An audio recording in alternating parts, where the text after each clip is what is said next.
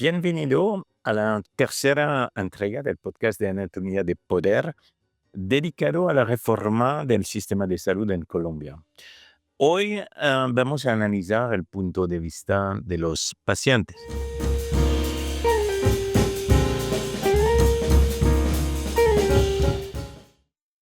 En esta serie de podcasts sobre la reforma de salud, Anatomía del Poder quiere volver sobre las cuestiones fundamentales que han motivado esta propuesta de reforma.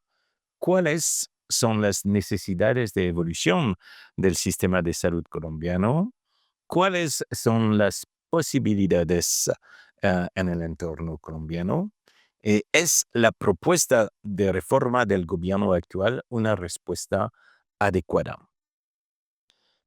En el primero episodio titulado La salud en Colombia, radiografía de un modelo agotado, Mario Hernández, profesor de salud pública en la Universidad Nacional, nos describió un sistema que garantiza una cobertura universal, pero que es desigual, con una participación masiva del sector privado en detrimento de la medicina preventiva. En el segundo episodio, titulado Los médicos rehenes del sistema de salud, Herman Bayona, cirujano y vicepresidente de la Federación Médica Colombiana, nos contó los retos de ejercer la medicina en el sistema de salud colombiano. Les invito a escuchar estos episodios en nuestro canal de YouTube. En este tercer capítulo queremos conocer el punto de vista de los pacientes. Vamos a abordar dos aspectos diferentes. Por un lado, la experiencia del paciente como usuario del sistema de salud y por otro, la experiencia del paciente como individuo que vive su enfermedad en carne propia, su experiencia con su médico o médica. Para ello, me complace darle la bienvenida a Edna Segura, quien es un paciente en el sistema de salud colombiano y la directora de la Fundación Familias Púrpuras, uniendo familias con epilepsia. Bienvenida, Edna. Muchas gracias por la invitación, por permitirme estar en este espacio y poderles colaborar en lo que más pueda.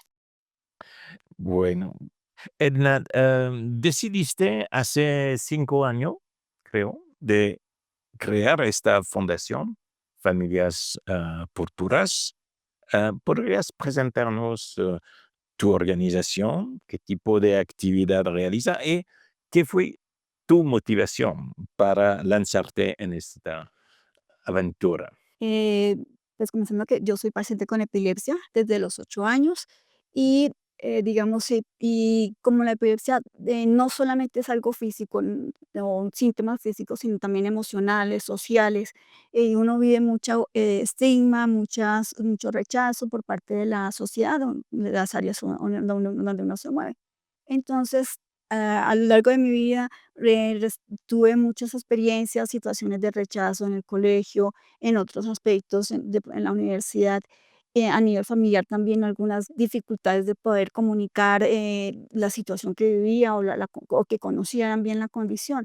Entonces, por estos factores y ya digamos vinculándome a otras personas o conociendo otras situaciones, otros pacientes, decidimos organizar una red de apoyo que se llama Familias Púrpura. A partir de esta red, conociendo y viendo las necesidades de nuestra población, de los pacientes, decidimos empezar a hacer actividades de capacitación, de educación, empezar a contactar a profesionales. Y de ahí surgió o se concretó lo que es Fundación Familias Púrpura en este momento. Ya llevamos estos 5 años, este año estamos legalmente constituidos y esperamos continuar con este proceso de capacitación, de educación, no solamente a los pacientes y familias y a las cuidadores, sino también al público general, llegar a las empresas, llegar a instituciones educativas públicas. Queremos ampliar, digamos, nuestro rango de acción y a eso nos dedicamos básicamente. Pero es decir que tú no encontrabas una estructura antes de tu fundación que correspondía a tus necesidades como pacientes o como Cuando más paciente. o sea, más pequeña, bueno, como paciente, digamos, uno recibía la atención del doctor, el neurólogo y medicamentos y ya, es decir, era muy limitada el conocimiento que uno tenía de la enfermedad. Ya cuando empezó, digamos, en la entrada del Internet, que ayudó mucho, entonces se pudo investigar, pude empezar a conocer otros grupos, otras personas, otras organizaciones aquí en Colombia, del extranjero, y empecé a unirme, a buscarlos y ya teniendo información, buscando en otros espacios, entonces empezamos a conocer más de la epilepsia, conocer otros casos, casos que son más graves que el de uno, es decir, el tipo de epilepsia de cada persona es diferente, cómo se dan los síntomas. Entonces hay epilepsias que son mucho más llevaderas, otras que no tanto porque la persona permanentemente está mal o tiene crisis, entonces se le dificulta el desarrollo, digamos, normal de su vida y esas dificultades hacen que pues sea diferente en cada caso. Entonces yo soy una persona funcional, sí, sí, sí me han dado crisis, pero entonces tengo unos medicamentos que me controlan, también hago otras cosas que pues me ayudan a manejarme y puedo desarrollar mis actividades normalmente, pero a otras personas les es más difícil. Y otros, digamos, otras personas o otros pacientes tienen enfermedades que son comorbilidades, como la parálisis cerebral, discapacidades, enfermedades huérfanas. Entonces, no es lo mismo con estos pacientes, muchos de ellos son menores de edad, niños que nacieron con algún problema físico, desarrollaron una enfermedad huérfana o desarrollaron una discapacidad y junto con eso y epilepsia. Entonces, es una amalgama de situaciones, de síntomas que les impiden desarrollarse o vivir normalmente, pero entonces tienen a su familia, tienen a su cuidadora, a su familia que les ha soportado y eso es lo que yo conocí. Así conocí la epilepsia realmente, porque conocía mi vida, mi parte, y al conocer a todas estas personas, todo ese rango, todas esas personas, pues me ayudó a entender que era la epilepsia, era más allá de un síntoma, más allá de lo que la gente pueda ver o conocer. Ok, vamos a regresar sobre este punto un poco más tarde, pero en anatomía de poder tratamos de entender qué es el nivel de satisfacción de los usuarios con el sistema de salud actual. Cuando analizamos los datos o los estudios que son disponibles, encontramos cifras muy completamente diferentes y contradictorias. Por ejemplo, el encuesta del Ministerio de Salud, ONCAS, que, pro- que, que produce cada año una encuesta de satisfacción.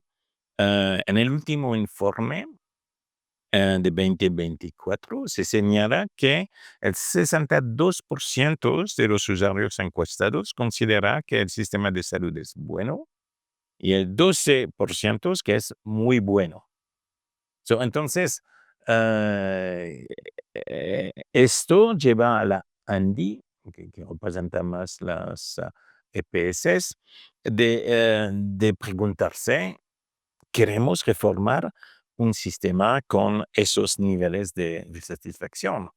Pero hay otros estudios, una publicada en una revista científica, The Lancet Internacional, que es muy reconocida en el ambiente médico, que indicó que solamente 18,6% de los colombianos encuestados considera que el sistema de salud funciona bien y que solo necesita cambios menores.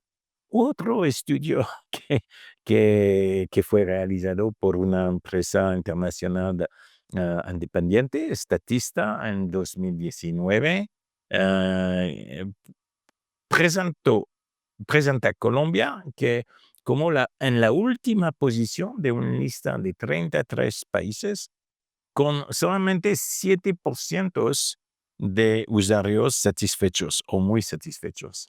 So, ¿qué opinas tú tienes sobre estas estimaciones que son tan diferentes? ¿Qué es tu punto? Bueno, es que considero que pues desde el punto de vista del ministerio o de las entidades gubernamentales, siempre van a tener un punto de vista y va a ser favorables a ellos. Ahora, de la realidad del paciente y nosotros como familias o como también cuidadores, porque pues represento no solamente a los pacientes, en nuestra experiencia en estos 2 años digamos, del gobierno ha sido muy complejo. Tenemos digamos, en nuestras redes sociales, en nuestros grupos o experiencias de las familias, el sistema está muy complicado, pero tanto el gobierno como las EPS, todo el sistema de salud no está bien, no está bien. Es decir, no es hacer sesgos, no es dividir, sino simplemente es el ministerio no ha cumplido unas cosas. No nos cumplió, estuvimos en el ministerio, conocimos al ministro de Salud, se les hizo unas exigencias por unos medicamentos que faltaban, medicamentos anticrisis que una persona no puede dejar de tomar. Entonces es muy importante eso para nosotros, que los tratamientos tienen que estar sí o sí. Y tuvimos esa experiencia.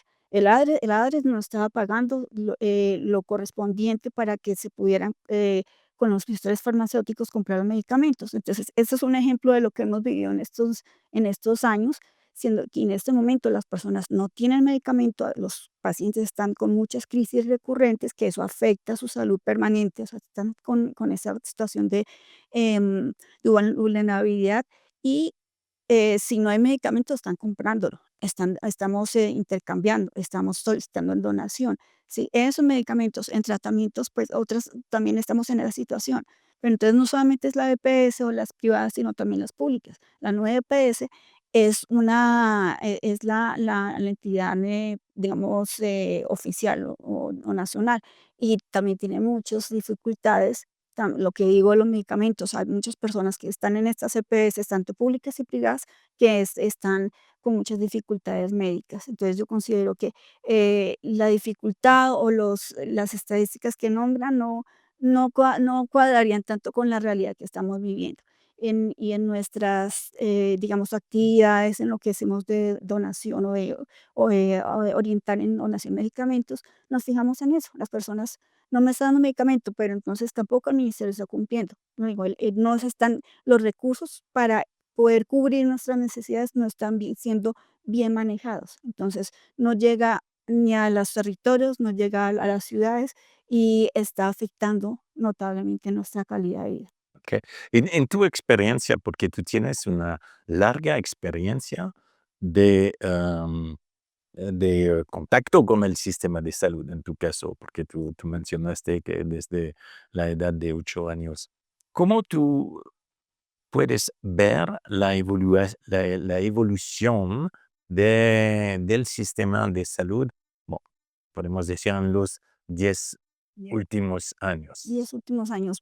Bueno, hace 10 años, considero yo tenía un buen servicio de salud, ¿sí? Recibía buen servicio.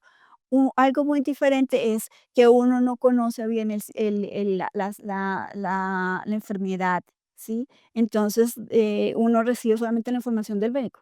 En la cita médica, mi medicamento, yo reclamo mis medicamentos. En este tiempo hice la autorización por tutela para que me dieran un medicamento de alto costo, que era el Avital. Ya después se normalizó o es un medicamento controlado normalmente. Pero entonces esos procesos fueron así. Ya más adelante, como como persona que necesita conocer la enfermedad, ayudar a otras personas, entonces, cambió a conocer mucho más cómo era la forma de atención, no solamente de mi EPS, no solamente de lo que yo estaba recibiendo, sino de otras personas. Y considero que 10 años para, hasta hace 5 años, 5, 6, 7 años, el sistema estaba funcionando. Con falencias, sí, pero sí funcionaba, la gente estaba recibía sus medicamentos, recibían sus tratamientos. Había problemas de pronto sí de, no llegar al diagnóstico oportuno, aunque los médicos en la cita uno llega, cuál es su diagnóstico, cuáles son los síntomas, uno pues en lo que uno conocía como me daba, yo le explicaba, me da así, se hacían los exámenes, resonancia magnética, en fin, y se dan unos resultados y le ayudan a uno como paciente y al doctor para darle a uno un diagnóstico. Pero de todas maneras, digamos, los pacientes no tenían ese diagnóstico adecuado y por no tenerlo a largo plazo puedan tener, y pasa mucho en niños, una enfermedad huérfana, una enfermedad genética. Entonces, un niño que nació con epilepsia, espasmos epilépticos, pasa el tiempo y se convierte en un síndrome epiléptico que es mucho más grave y que eso conlleva a autismo y a otras comorbilidades y va a afectarlo. Entonces, si nos vamos para atrás, una de las falencias que yo sí veo es eso, faltaba la investigación. Pero pues es el proceso, o sea, ya hace 10 años estamos en lo mismo. Pero según tu opinión, ¿qué fue la razón de este eventual degradación de, de calidad que tuviste en los 10 últimos años? Yo creo que la parte económica, o sea, tiene que ver mucho con el sistema, cómo manejamos nosotros los recursos en Colombia con el sistema de salud. Insisto, o sea, si las autoridades, desde el ministerio, todo el sistema integral de salud, porque antes era siendo el sistema que era público, pasamos a los privados, que era el mixto, ¿no? El servicio mixto, que lo que digo, este servicio funcionó muy bien, ¿sí? Recibíamos las atenciones tanto en el sistema, público como privado, lo recibíamos. La gente no se quejaba tanto, que había falencias, sí, pero entonces últimamente, o en los últimos años ha mejorado mucho y estamos pero no, en una situación como difícil. Ahora, me remito nuevamente a las estadísticas. Hace poco, en una encuesta que hicieron a nivel nacional de los 28 en 28 departamentos y sobre enfermedades huérfanas en específico, y pues pero muchas personas que tienen enfermedad huérfana también tienen epilepsia, entonces por eso nos interesa mucho esta información. Eh, de esta encuesta surgió respuestas o como resultados que el 50%, 60% de la población está insatisfecha tanto con el sistema público como privado. O sea, y tanto en los territorios como también en las ciudades. Y pues, digamos, tenemos aquí los resultados, no sé si puedo después compartirlos. Em, y es del sistema, es decir, pues hablan de los medicamentos, los tratamientos, los exámenes, las cirugías, cosas mucho más específicas que es difícil poder que sean asequibles para los pacientes. Y en esta encuesta también hablan de la satisfacción en estas áreas y los porcentajes son de 60 a 67%, tanto en sistema público como privado, y en las regiones lo mismo. Entonces, esto, y considero con esta información es parejo, es decir, las dificultades son en todas las áreas. Y también consideraría que el gobierno, las entidades de salud necesitan replantear qué se está haciendo. Continuamos con lo que está haciéndose, pero mejorémoslo y no abarcar tanto. O sea, quieren abarcar todo, tanto el sistema actual, abarcarlo y yo considero que no se puede, es muy complejo porque, tiene una estructura, hay unas entidades que están encargándose de eso, que de pronto no lo están haciendo bien, pero entonces se puede mejorar, se puede, hacer, modificaciones, pero entonces en la parte pública, en los territorios, falta muchísimo, entonces puedan dedicarse mucho más a eso, o sea, hacer un trabajo integrado en todo el sistema, es decir, no somos 2 partes, somos una nación, son pacientes de todo el territorio. No solamente es ser atendido, sino puede ser sostenible en el tiempo nuestra atención, que si tenemos una enfermedad y es crónica, debe ser atendida permanentemente, entonces, que se mantenga eso en el tiempo, ¿sí? Y la promoción o prevención que, pues, también, sé que está en los resultados. La prevención y promoción en todas las regiones. Insisto, tiene que ser algo que sea, coordinado, que no solamente sea de parte del gobierno, que no solamente sea de los privados, sino sea coordinado, que no es una pelea. Ok, Name, ¿tú piensas que el sistema puede ajustarse con eh, medidas menores o pequeñas o necesita realmente una revisión en profundidad del sistema? Necesita una revisión en profundidad, pero, o sea, pero en conjunto. Sabemos que hay una realidad, hay unas dificultades, pero sí se puede hacer, cambios pero coordinados, cambios que sean consensuados, ¿sí? Si estamos hablando de la propuesta de reforma, en esa reforma tienen que, modificarla, tienen que hacer, plantear cosas que realmente nos vaya a funcionar. No es poner establecer artículos, establecer acciones por establecerlas, sino que llegar a la población, preguntarle a los pacientes, preguntarle tener en cuenta a todos los personas o todas las entidades de que son parte del sistema. Entonces, es vincularlos y poder mejorar cosas a profundidad de eso. Hay recursos, manejar bien los recursos y también llegar a los territorios, pero con acciones que sean adecuadas. Bueno, ahora me gustaría de abordar el tema de la relación médico-médica paciente. Porque a nivel global, el reequilibrio de la asimetría tradicional que existe entre el médico, el experto que sabe, el paciente es que sí, ¿verdad?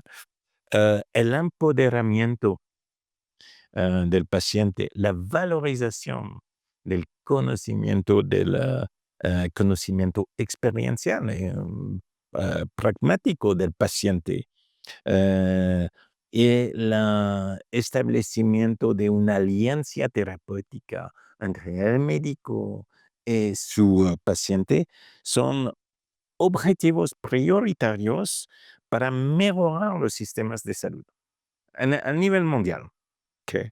So, ¿cómo describirías tu propia experiencia como paciente de esta relación médico-paciente en Colombia, la que tú vives? Bueno, cuando fui diagnosticada, pues, digamos, uno de niño y, digamos, ya en el transcurso de, pues, ya ser, digamos, al pasar el tiempo, el adulto, es la familia que lo conduce a uno, nos lleva a la cita médica, el doctor, pues, tiene este tipo de epilepsia, bueno, entonces el medicamento tal, y uno llegaba siempre la epilepsia empieza a mudar los síntomas o la forma que dan las crisis de epilepsia.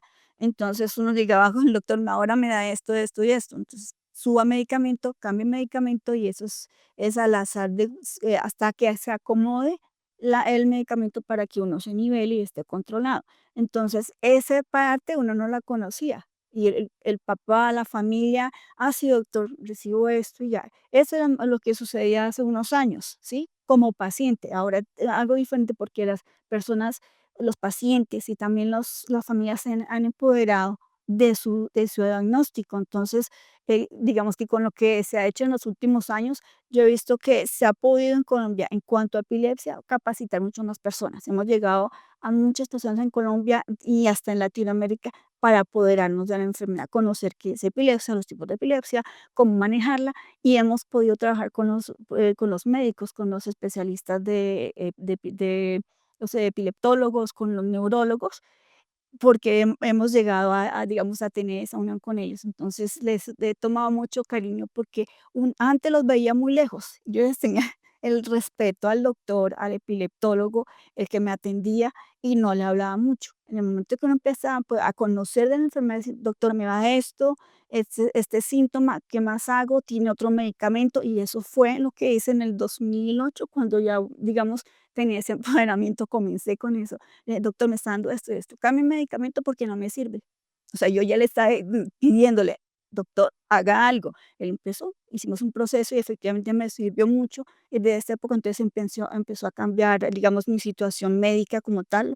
empecé a mejorar mucho y eso pues me funcionó y le funciona a muchas personas. Cuando capacitamos le decimos, hable con su neurólogo. En las redes de apoyo que tenemos, allá hace una pregunta, es que no sé esto, no sé lo otro, ¿qué hago? Al neurólogo, al especialista.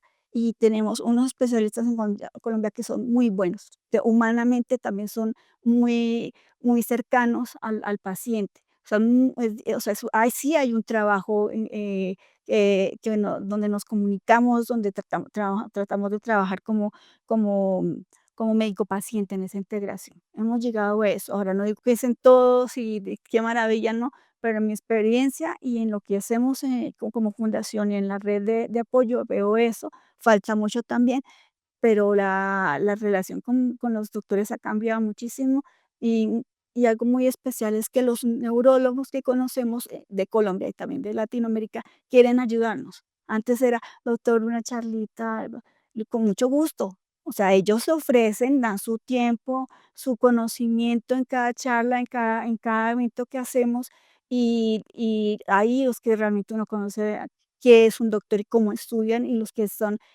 ahorita investigando, que están permanentemente buscando soluciones, entonces, pues, digamos, tratamientos diferentes, y son muchos. Entonces, mi respeto para ellos y el agradecimiento también porque apoyan mucho a la fundación, apoyan mucho a los pacientes. Ok.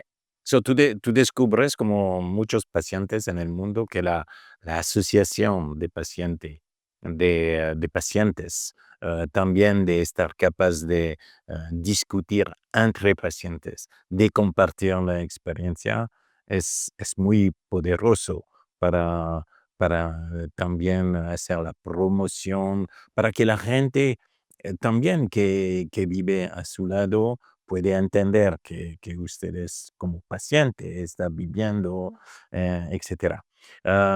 So es la experiencia que tú tienes con familias, la Fundación Familias Futuras. Exactamente, es decir, la el conocer a más de es que, digamos, en la red estamos más de 300 familias. Hemos llegado a 300, 400 familias. En las redes sociales tenemos otras organizaciones en Colombia que trabajamos con la educación, con sensibilizar en epilepsia, desmitificar los estigmas, los mitos, porque eso es lo que más afecta a un paciente. O sea, una cosa es la parte de el síntoma, que la persona siempre dicen que se cae o que tiene automatismos, que pierde conocimiento, cosa que no es lo frecuente o no lo que todo siempre esté pasando, porque hay muchos tipos de epilepsia, es muy diferente la sintomatología, pero entonces en esas situaciones las mismas familias y con las organizaciones hemos llegado a dar a conocer, a que los estigmas se rompieran, porque es que es más que eso, yo decía al principio, yo fui rechazada, que hubo problemas en el colegio, en la universidad, y esto me impulsó precisamente a lo de la fundación, que las personas dijeran, a la persona no se le rechaza por una condición de estas, puede ser capaz, puede desarrollar su vida, todos los mitos que hay alrededor de la epilepsia, que la persona no puede hacer su vida, que no puede estudiar, no puede trabajar, no puede tomar café o que no es capaz de muchas cosas porque es una persona con discapacidad y no es así, que ahí sucede, bueno, hay de todo, pero somos capaces y eso es lo que tratamos de hacer, de velar los mitos y así. Hay muchas iniciativas similares en En Colombia. Colombia sí, hay varias organizaciones, en Bogotá, tenemos en Medellín también, más que todo, digamos, en capitales. Y hay otros grupos con los que hemos empezado como a interactuar y sabemos que en Colombia somos más de 800.000 personas con epilepsia. Tenemos, digamos, ese dato de una encuesta que se hizo en el 2017. No se ha vuelto a hacer encuestas o a investigaciones de epilepsia, cosa que nos debe el ministerio, porque nos deben esa tarea, porque cuando nos reunimos este año, esa tarea quedó ahí pendiente, porque hace tiempo no se hace, entonces somos más de 800.000. Eso es el 1 o 3% de la población. Pero otras iniciativas por otras patologías, conocen? Eh, eh, ¿Podrías decir que el Ministerio de Salud o el sistema de salud en general apoya a estas asociaciones o podrían recibir más apoyo? ¿Cómo tú ves el nivel de soporte? De ah, las instituciones. Bueno, en cuanto a las instituciones gubernamentales, no hay mucho apoyo. Existe la ley 1414 de 2010, que es la ley que protege los derechos de las personas con epilepsia. Esta ley la sacaron con mucho esfuerzo doctores, especialistas en epilepsia, otras organizaciones, la Liga contra la Epilepsia, y tocó hacer un proceso que hasta la Corte Constitucional fue la que avaló la ley. O sea, no fue por no fue por aprobación presidencial, ¿sí? Pero en esta ley hay muchas falencias y no tenemos mucho apoyo del gobierno, sí, de las organizaciones sociales, sí, las organizaciones de pacientes, de médicas, de instituciones especializadas en epilepsia y de otras patologías, o sea, de los síndromes de Dravet, de Lennox, o sea, hay muchas áreas, digamos, enfermedades que son comorbilidades. Sí tenemos ese apoyo, pero nos falta mucho y como decía, no hay una encuesta o un número de cuántos pacientes somos y cómo desde las organizaciones o desde el gobierno, desde el ministerio, pueden focalizar para la atención, falta mucho. Ok, ¿tú sabes si en la reforma del sistema de salud hay elementos para apoyar, para favorecer para las asociaciones de pacientes? No conozco, o sea, no conozco esa parte en la reforma, creo que no existe. Pero tú estás de acuerdo que el paciente, las asociaciones de pacientes son elementos claves para mejorar el sistema de salud, porque el sistema de salud debe poner el paciente al centro, no a Exactamente. la Sí, periferia. nosotros somos el centro, las familias somos el centro del sistema de salud. El sistema de salud se ha ido hacia, eh, sí, a exámenes, hacia, digamos, todo lo que está alrededor del paciente, pero falta llegar a esa persona. Con la relación con los doctores, la relación entre ellos, ellos también necesitan ese apoyo, digamos, humano, y poder desarrollar cosas, actividades, programas que puedan servir en el sistema de salud para que nosotros, empoderándonos, tengamos una mejor calidad de vida. O sea, no solamente recibir medicamentos, los tratamientos adecuados, sino poder mejorar nuestra calidad de vida con otras acciones en conjunto, ¿no? En colaboración de todo el sistema. Muchas gracias, Edna, No. para compartir con nosotros tu punto de vista y también el